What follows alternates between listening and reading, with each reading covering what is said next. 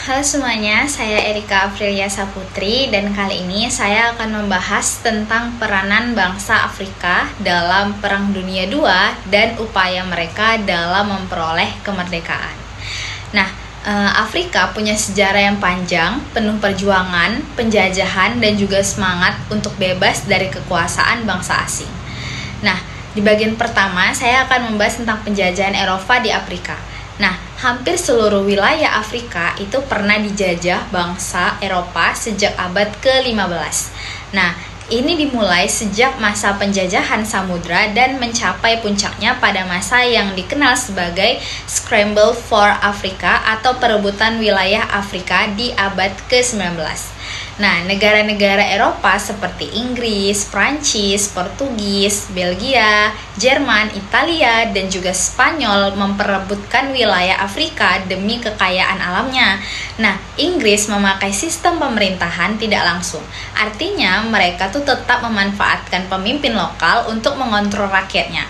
Prancis justru berbeda. Mereka menerapkan politik asimilasi, memaksa rakyat jajahan untuk meniru budaya dan juga gaya hidup orang-orang Prancis. Nah, Portugal itu menjadi penjajah paling lama. Mereka bahkan baru meninggalkan Afrika pada tahun 1970-an. Sedangkan Belgia itu dikenal karena kekejaman di Kongo, terutama dalam eksploitasi karet dan gading. Nah, akibat penjajahan ini, banyak bangsa Afrika kehilangan kemerdekaan, tanah, dan juga identitas budayanya. Tapi di sisi lain, semangat untuk merdeka mulai tumbuh perlahan-lahan. Nah, kita masuk ke bagian 2, yaitu perjuangan kemerdekaan di Afrika Utara. Nah, setelah Perang Dunia I dan II, muncul banyak gerakan-gerakan nasionalisme di berbagai wilayah di Afrika. Nah, kaum intelektual dan tokoh muda mulai menuntun hak mereka untuk menentukan nasib sendiri.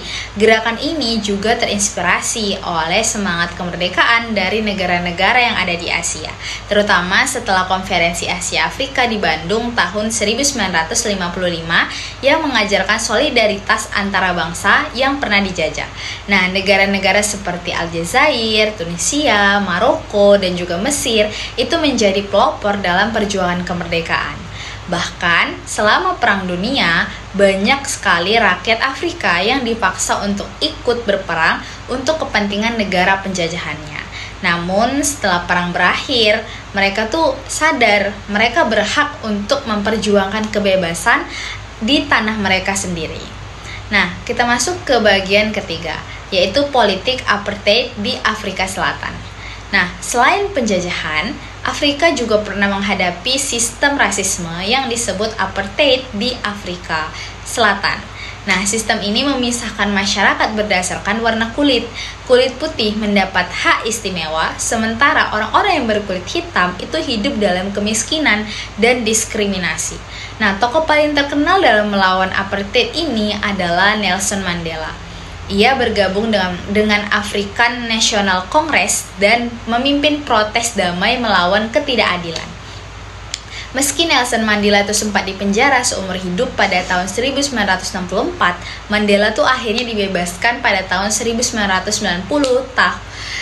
Ia menjadi presiden kulit hitam pertama di Afrika Selatan. Nah, si Nelson Mandela itu mengajarkan kita bahwa keberanian dan kesabaran itu bisa mengalahkan kebencian. Nah, penjajahan hingga apartheid sejarah Afrika adalah kisah tentang perjuangan, keberanian, dan juga harapan.